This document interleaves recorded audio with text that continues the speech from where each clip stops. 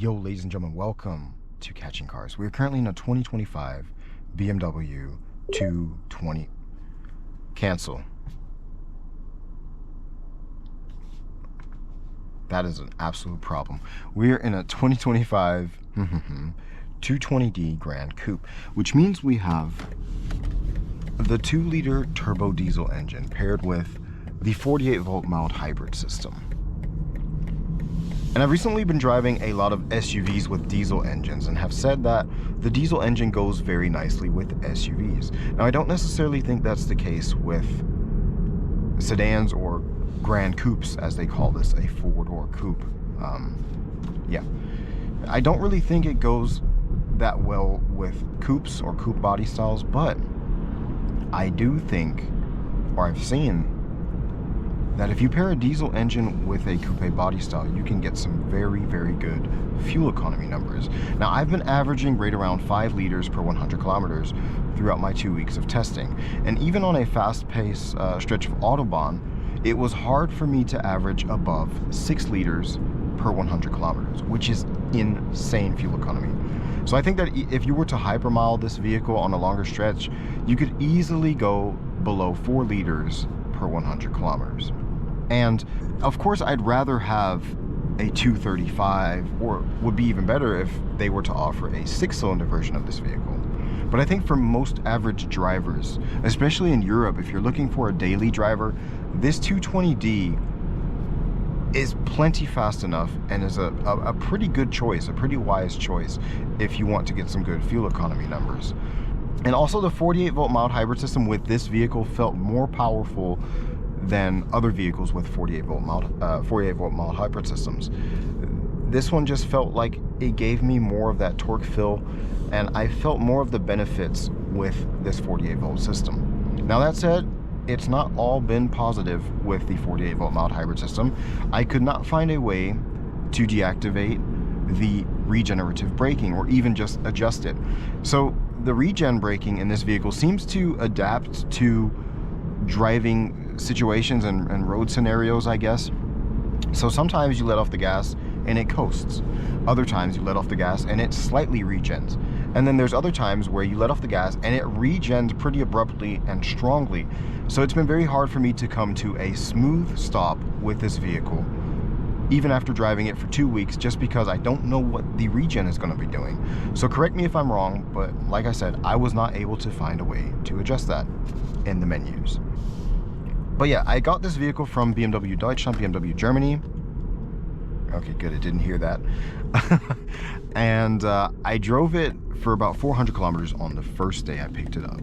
And I was very, very impressed by how solid, smooth, except for the regen, but how solid and smooth and well built this vehicle feels, right? And also very, very comfortable.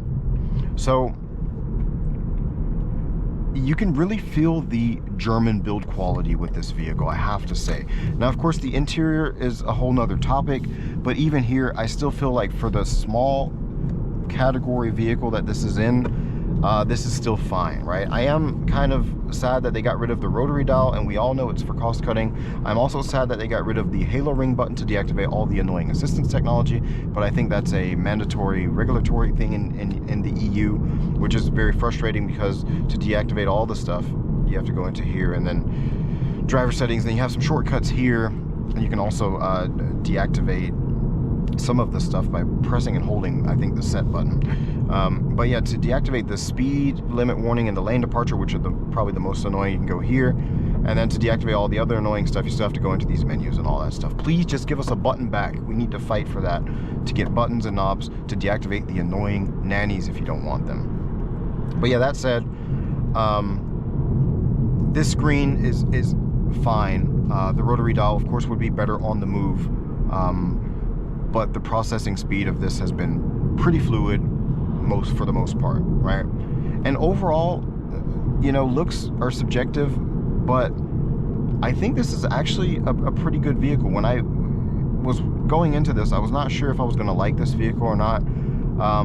Of course, it's not the most fast, it's not the most fun vehicle, but like I said, it's plenty fast enough. I was able to keep up with modern traffic and pass whoever I wanted to pass and I got this up to 230 kilometers per hour on the Autobahn, and that's more than fast enough for most people. And even acceleration feels punchy, feels strong, so I never felt underpowered with this vehicle. And like I said, you do get that great fuel economy. Some people say the competitors look better.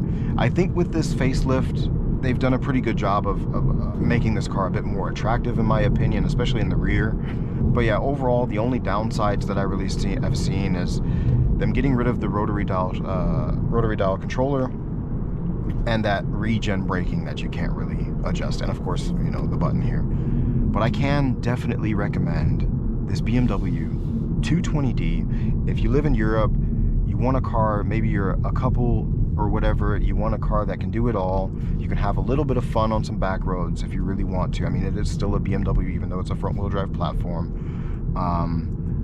You get great fuel economy, you have enough power, enough punch, you know, to get from A to B. And it feels like a high-quality vehicle overall. It just feels very solid the way it goes down the road. So yeah, overall, I was impressed with this BMW 220d. I'm glad I didn't hear that again, and I could definitely recommend it. Be sure to watch the next video.